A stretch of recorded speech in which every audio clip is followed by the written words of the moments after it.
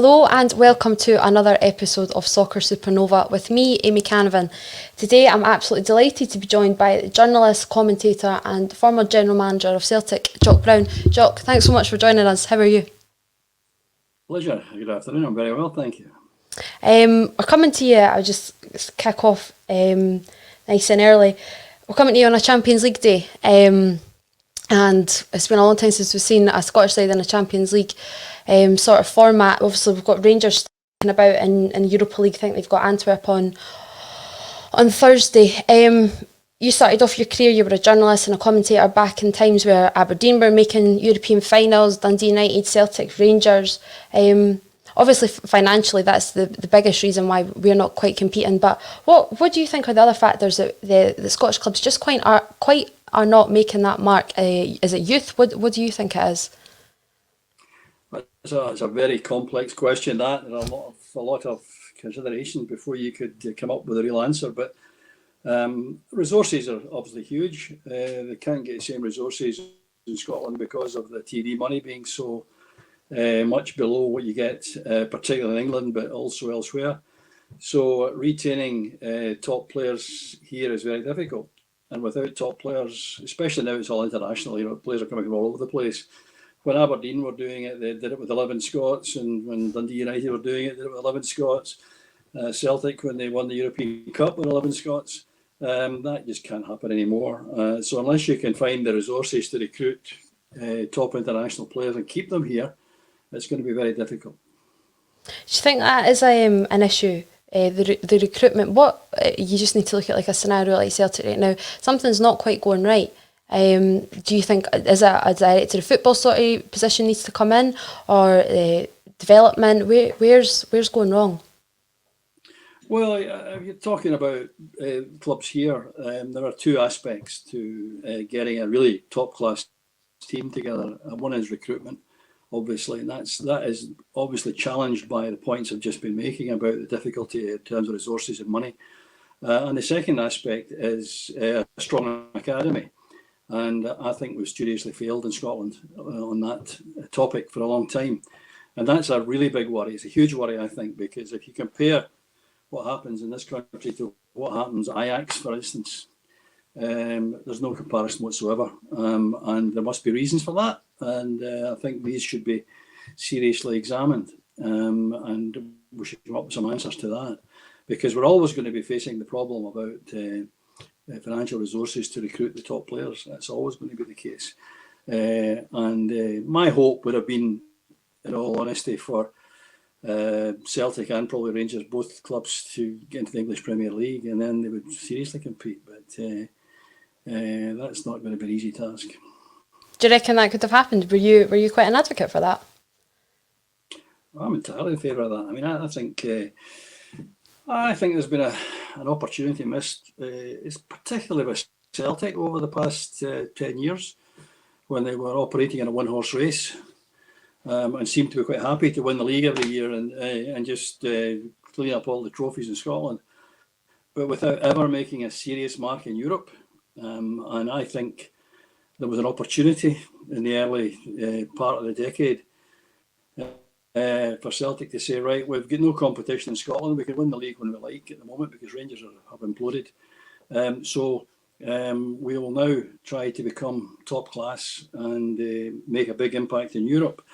And by so doing, they may well have attracted the English to say, why can we have this powerhouse, this European elite powerhouse north of the border, not being involved in our games every week? Because Celtic, for instance, and Rangers, if they were any good, would add to the attraction of the English Premier League and make it an even more attractive proposition.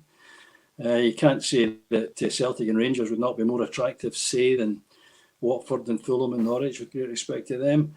And it would make it an extremely powerful setup. Now, that might have become a possibility if Celtic had become a European powerhouse, but unfortunately they haven't. Talking just about European powerhouses, what's your view then on that the dubious sort of intercontinental European Super League sort of thing? What do you think about that? Well, I'm not sure what the details of that are, so it's hard for me to give an opinion on it. I really don't know how they propose to set it up properly. I don't think they do. About the big club, they're trying to make more money. That's all it's about, isn't it? They're all trying to make more money. I'm much more interested actually in the quality of the game being improved than big clubs making more money, and I'm not sure it would achieve that. Just you're touching on there, it's about quality of game. When you started out as a commentator back in the 80s and that, do you reckon the standard of a game was better then? Because that's a massive, it's a whole different ball game, it really is. But what would you, did you prefer the sort of, the arena that you walked into to compare to now? Well, I would argue that the games were better then. They were more exciting and they were a bit more competitive. I'm not saying the quality was better. I wouldn't say that necessarily, because it seems to me impossible to say that football has not improved, because every other sport that you can measure, any sport you can measure, it's better now than it was then. So, for instance, if you say, what is the world record for 100 metres and what's the world record for a mile and what are the swimming records, every record that you actually say, there's the time, there's the record time now, they have all improved. And what is undoubtedly better now about football is the fitness levels. The players are fitter and stronger, generally quicker. So from that point of view, there's been an improvement. So that what I would argue is the good team of today would beat the good team of yesteryear for these reasons. Okay. But in terms of being an attractive proposition, I don't think it's come on so much, because when you watched any games in the early 80s, well, in the early 80s, in fairness, Rangers were pretty poor, really, and Celtic weren't that dominant. So Dundee United and Aberdeen made a big impact. But there were other good teams as well. I mean, Hearts were decent, Hibs were decent, Motherwell were decent. Whereas at the moment, it's been has been a one-horse race. It's become a two-horse race. Absolutely. We'll just move on slightly. You sort of get thrown into the deep end. You're sort of shifted away from that broadcasting journalistic side of things, and you're offered the general manager position under Fergus McCann at Celtic. What attracted you to that role? The job description, you don't really see that sort of role kicking about these days. What hooked you? I think the intrigue really about whether or not it could be achieved. And what got me into it, more than forget journalistic and broadcasting, what really led me into it was the law. The law. My background in the law. And I was quite intrigued to see whether it could work. It took massive persuasion for me to try and do it. I mean, and I realised as I was doing it on the back of the job description, it couldn't last more than 2 years at the top because of the way it was structured.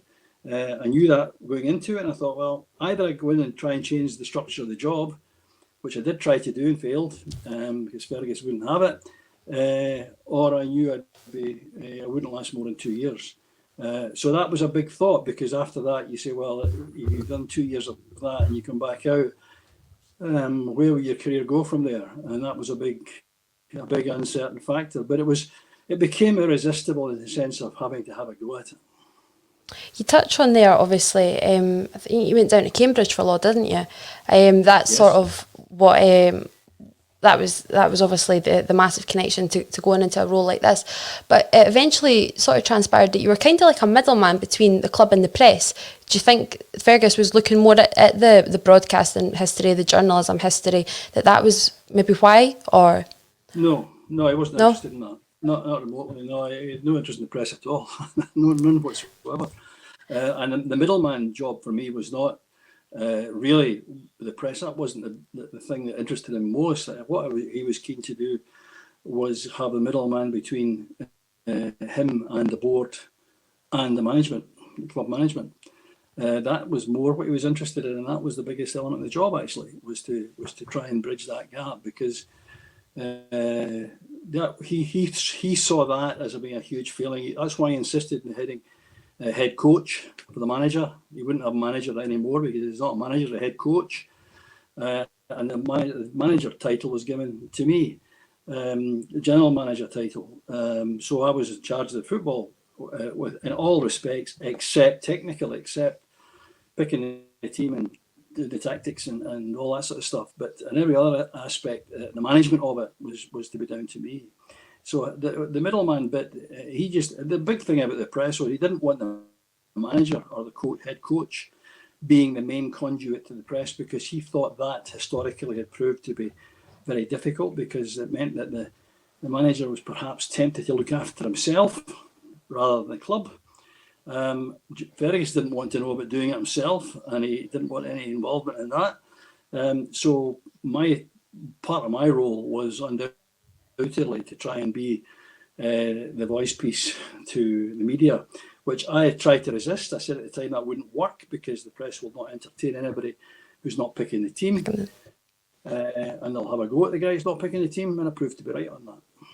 How did, obviously, one of your first roles was then getting Wim Jansen in. How did he take to that? Obviously, he was not the one really answering to the press, and it was yourself.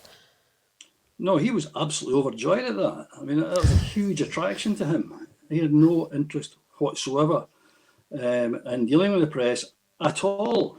And we had to persuade him. He had to do a pre-match and a post-match interview. He was contractually obliged to do that.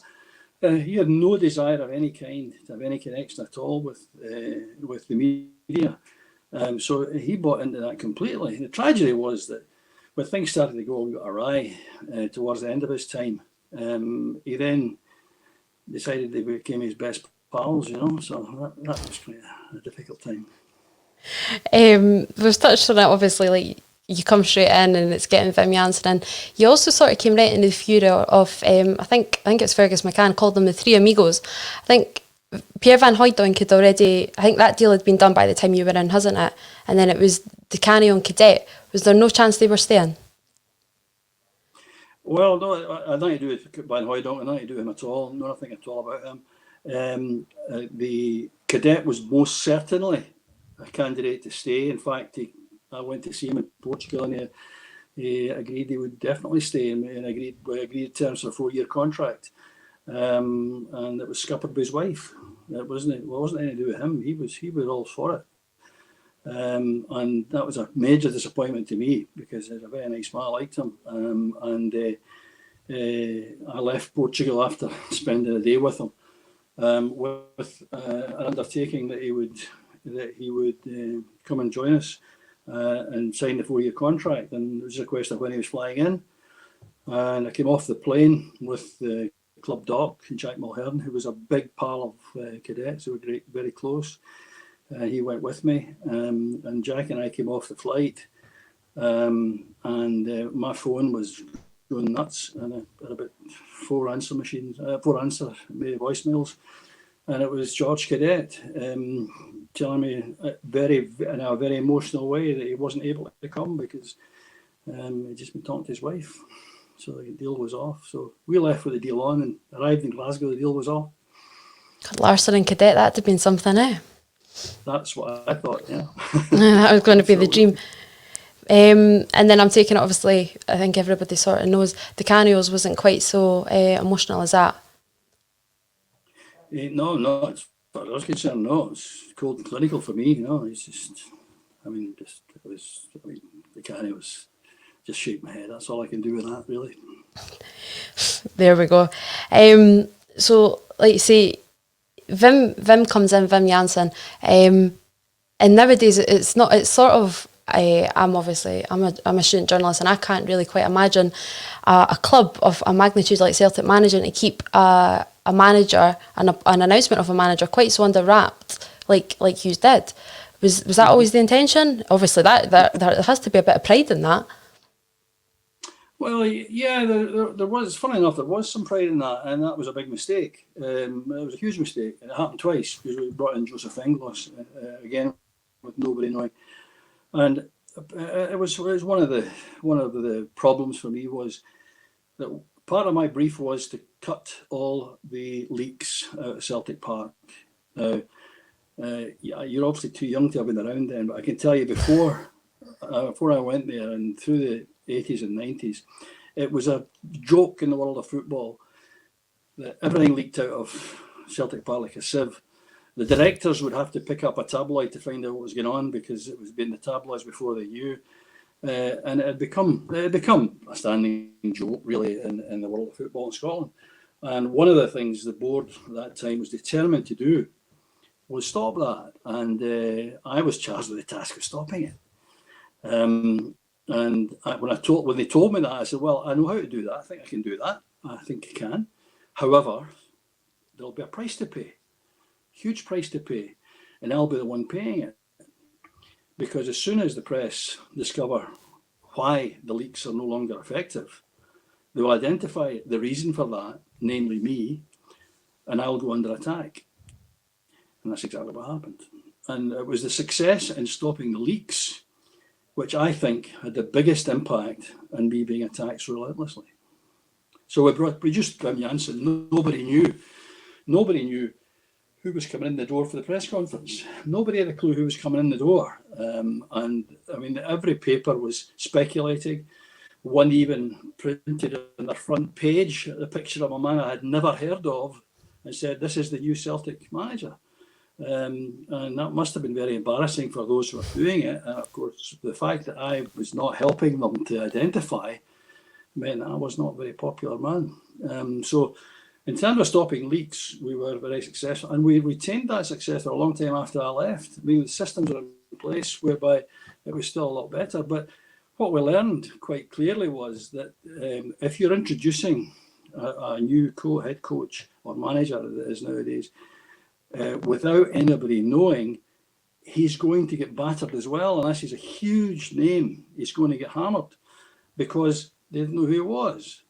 An example for that is quite clear, because at one point, the second time I was involved in the recruitment of a coach or a head coach was when Joseph Englos came. Well, before that, the speculation was going nuts as well, the usual way. And I was spotted talking to Gerard Houllier. I did talk to Gerard Houllier. And I was in Paris, actually. And when I came back from Paris, I'd met him in Paris. And they started printing. The first thing that was printed about him was, this is going to be the new manager.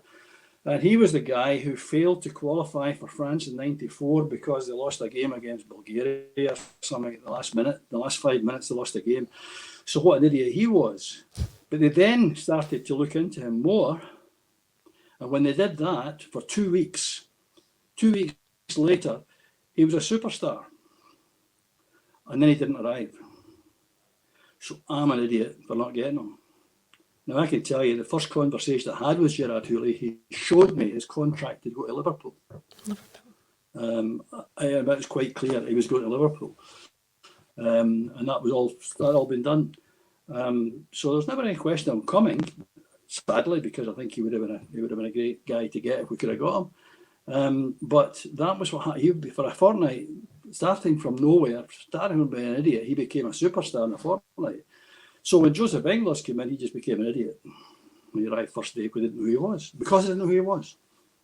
Blank check. And if, like you say, if you look into that, and obviously he's sadly no longer with us, but I think I've read it that Houllier, he sort of styled the model of France, what Englos did at Czechoslovakia. So again, it's just one of those, if you do a bit of research, and but it's just that it's a tough world out there in the press. Well, as in a mean world, not a tough job for them. Well, you just, like you say, a bit of research. What's most interesting about it, I think, is if you look at the circulation of tabloids today as it was compared to what it was then, it's quite interesting. It plummeted. So clearly, absolutely, people don't want that stuff. They don't want that stuff. Going back, just stepping a little bit back to that first season when under Wim, that was a massive success, as you said, keeping him under wraps. Obviously, you were involved in quite a few success stories in that time. Obviously, Larsson, his success is undeniable. But you look at, obviously, there was a little bit of controversy around Paul Lambert, I think even before you were sort of there. But you look at the likes of Craig Burley coming in, there was a few others, Darren Jackson, and then another one, you're drawing comparisons to what's going wrong at Celtic right now, and that's the goalkeeper situation. You look at the goalkeeper that you brought in from Bradford under Chris Kamara and Jonathan Gould, that is one of the greatest successes of that team, and I'm even aware of that, and that team was before my time. Mm-hmm. Yeah, that's right. It was a real stroke of good fortune, Jonathan Gould, and he came in as number 3 goalkeeper. That's where he arrived. He's coming in as number 3. He only came in because Gordon Marshall and Stuart Kerr were injured, and we were concerned. We knew it would be, obviously, Gordon Marshall was going to be fit very quickly. But Stuart had a longer term injury. So we're really light, and we had to get that goalkeeper in for the European deadline, I remember. Because, I actually first spoke to Jonathan Gould on the training ground at Bradford. Then we got manager first, or Chris Kamara first, agreed the deal, and then get Jonathan on the phone and said, just leave there right now, get in your car and drive to Glasgow for a medical. And we had to sign him at 5 o'clock in the afternoon. And we did. But he was coming in as a backup. There's no doubt about that. He was going to be a backup goalkeeper. Because Gordon Marshall's a very experienced, good goalkeeper. Stuart Kerr was an outstanding young goalkeeper. And Jonathan came in because we're light. And then, of course, got his chance and took it to open arms. He was terrific. He's also a great guy, which that's another aspect that's very important when you bring people in. If you bring in a really good guy, you know, and most of the guys that we brought in that season fit in that category. And it makes an awful difference if we get the right type of guy in the dressing room. So we're talking about that dressing room, obviously the dressing room that stopped the 10. When that happens, when that moment happens, what are the feelings? Obviously there's a bit of pride. Is there a bit of relief?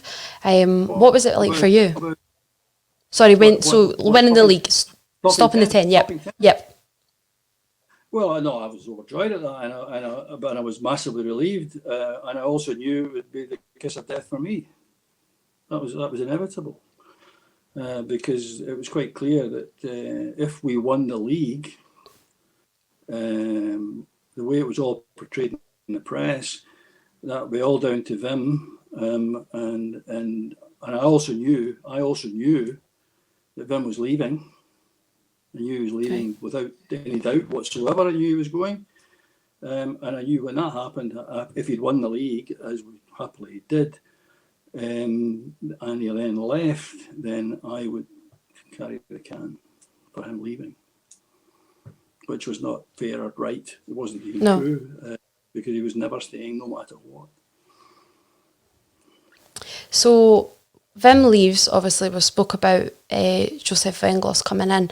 Under him, one of the biggest successes as well, we've mentioned these names that you've been a part of: Larsson, Lambert, Burley, Jonathan Gould, Lubomir Moravcik. How much did you have to play in that? That's the happiest story of all. That's the best of the lot, that one. That's absolutely terrific.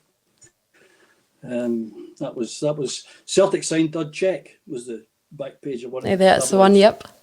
Yeah, that's right. And quoted his price at 300,000. It wasn't. It was less. And ridiculed us for bringing him in. And he was just sensational. Absolutely sensational. Biggest achievement for you? Signing wise, obviously. Larsson. Well, you see the problem, the aspect that affects me is both Larsson and Moravcik involved quite a lot of contractual issues and legal issues. Right. And I was heavily involved in that. So they become my favourites for that reason, because it was a minefield to get through to make these deals happen. And by the way, I didn't identify the player. I mean, obviously I didn't do me. Wim Jansen identified Larsson, and Joseph Venglos identified Moravcik. But getting them was difficult, very complicated, and achieving that certainly makes me very happy. Yeah. So you look back on your time in that role. Obviously, you said yourself you knew it was going to be under 2 years, or 2 years maximum. Sorry.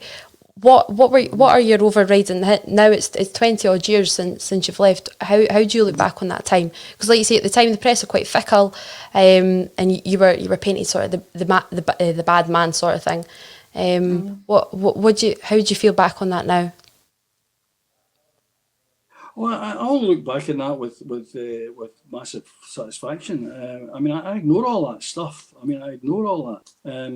Okay, it's great now because you can go online and you can choose online what you want to read and what you don't want to read. But I don't do any social media. I'm not interested in that either. But No, I look back at it with a lot of satisfaction and a lot of happiness. I enjoyed it. I enjoyed it hugely. I enjoyed the job massively. And I'll tell you, what I think was great about it was you walked into Celtic Park every morning. There were about 350 people worked at Celtic at the time. And you walked into that place every morning, and it was a joy to do so because there was a host of terrific people working there. And the atmosphere inside was great. It really was. So it was a terrific place to go every morning. And I still get friendships arising from that I value hugely.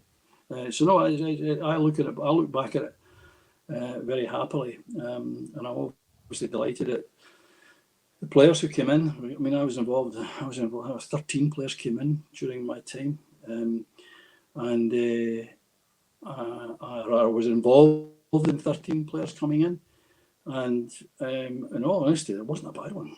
And if you want to list all the names, you go through all the names, everyone made a big contribution to Celtic.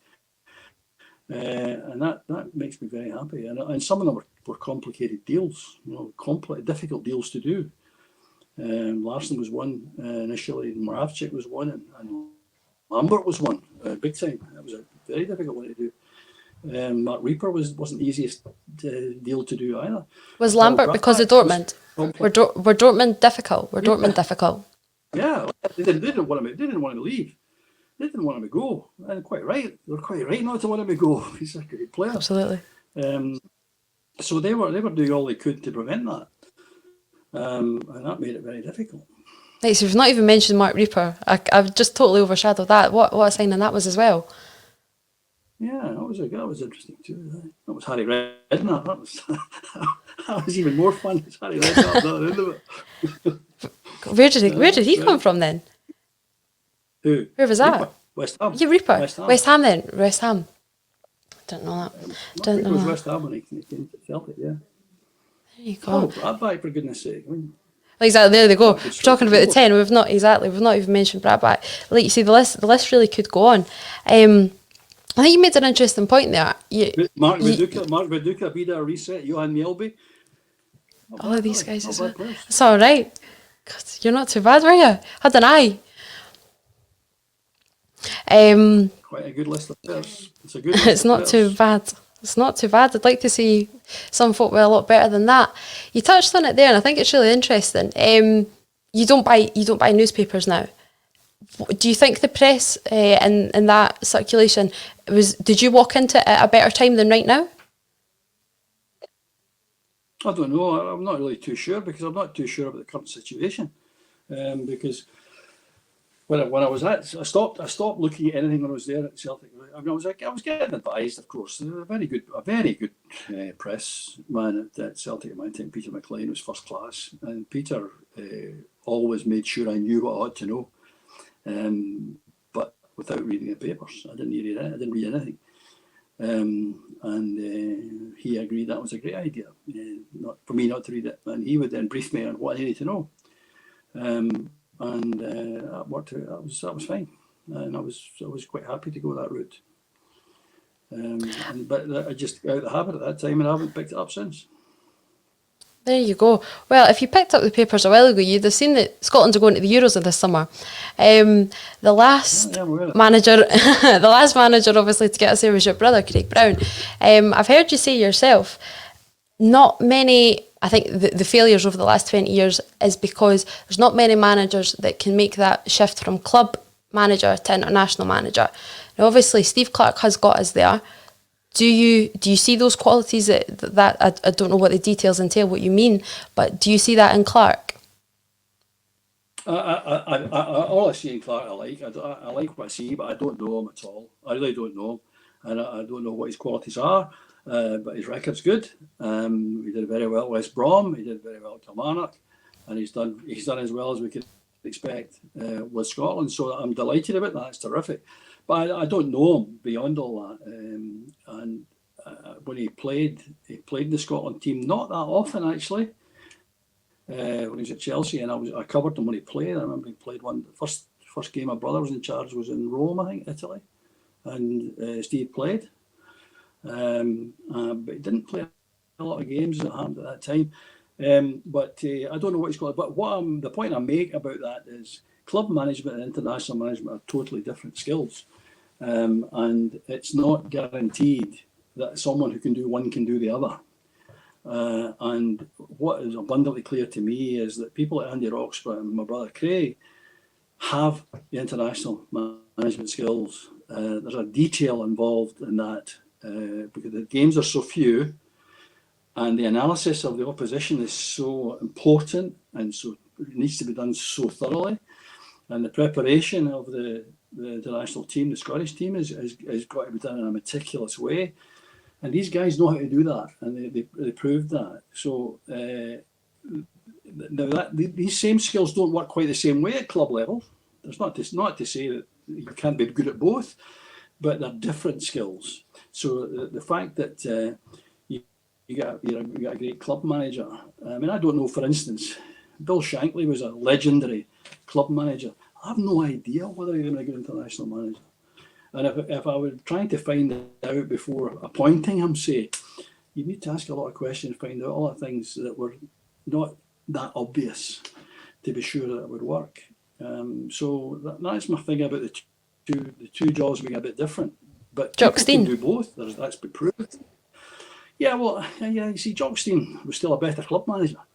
He's definitely absolutely. a better club manager than an international manager, because an international manager, and by the way, I love Jock Stein in every way. I mean, he was very good to me, and I've nothing but high regard for him. But I felt that international management wasn't the best thing he was suited to. It was a different kind of way of life. But remember, we had terrific players when Jock Stein was manager of Scotland. And yet we didn't do brilliantly. You know, he certainly, compared to what he did with the Celtic team, which was just sensational. I mean, it was just incredible what he did with the Celtic team. But that was the everyday working with them. And when you've international thing, you've got long gaps, and you've got to fill these gaps purposefully. And I don't think he was quite so well suited to that. And I think that might apply to people like Shankly. Look at Reevy at Leeds, went to England, and it just didn't work at all. It just didn't work. There's been great examples of top club managers going into international management and not working. And that's because I think different skills are required. I was just as you were saying that, I actually totally forgot. It just sprung to my mind. Scotland camp, Tosh McKinley, when he went away in Scotland camp, crucial, the 10. How much were you involved between the bust up between McKinley and Larsson? Because he went away then on international duty, didn't he? I was heavily involved, yeah. Absolutely. I was heavily involved in that, yeah. No, absolutely. By the way, because it's Darren Jackson who's came out and said. What? Darren Jackson? Sorry, Darren Jackson. Darren Jackson came out and said that made the difference. Yeah, that made the 10. Well, yeah, and I would like to think, maybe I'm deluding myself, but I'd like to think the way it was handled contributed as well. Because that was seriously difficult, but it worked. There's no doubt that whatever it was left to me to deal with it, and I had to deal with it. And the outcome of it was a very happy outcome. There's no doubt about that. And when you're talking about Tosh McKinley, you're talking about Henrik Larsson, you're talking about 2 top guys. And we added in Darren Jackson, you're talking about 3 top guys, all outstanding individual people.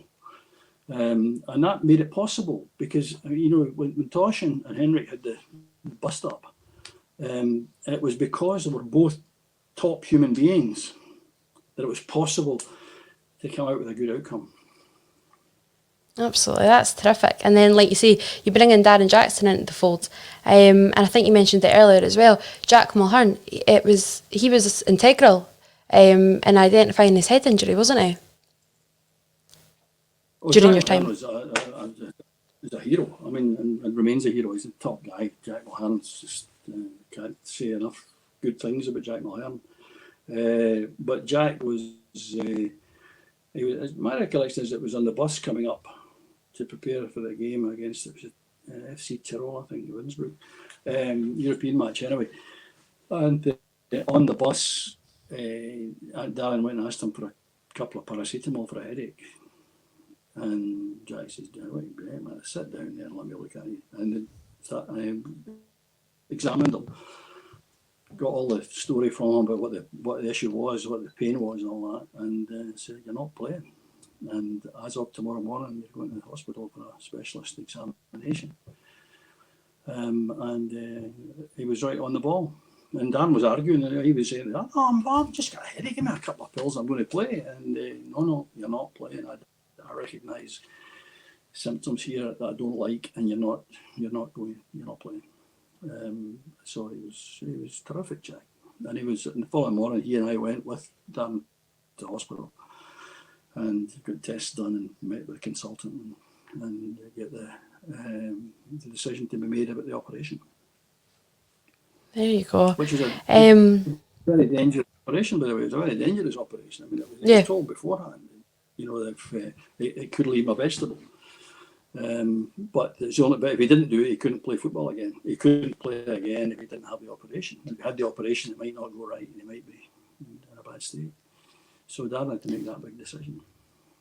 Do you think now that's a massive question, and it's more surrounding sort of the issue of like concussion nowadays on the field? But do you think that role of club doctor really needs to be sort of respected a little bit more? Because you see players a lot now, and I'm not comparing it to Darren Jackson just wanting a few paracetamol, but you see them and they're like, "No, it's fine, we can continue." But it's a cliche, but the doctor really does know best. Well, I think they're getting to grips with it, actually, in fairness. I think they're working on it now. I think it's recognised now as being an issue. The heading thing, the perpetual heading of the ball, the heavy ball as it used to be, not so much now. And the Billy McNeil's was a tragedy in the sense of Billy's when he suffered late in life. I think people are on it now. I think they're getting to grips with it, and I think you will find it'll be okay. They'll get a handle on it. But there is this big temptation, managers say, "Get back, what's wrong with you? Give it a rub and get back out there." That was the old-fashioned way, but I don't think that's going to work anymore. I think the incident with Jose Mourinho and his lady doctor at Chelsea, I think that's actually worked positively because that was deemed at the time to be such an issue. And I think doctors get much more status now in clubs than they maybe had at that time. And Jack was part-time. Jack had his own GP practice and was working every day. So I mean, he's combining the two, and that's not happening at big clubs now. They've got the men on site all the time. Absolutely. Or women. Or women, exactly. There we go. Mm-hmm. You jumped in. I never even thought of that.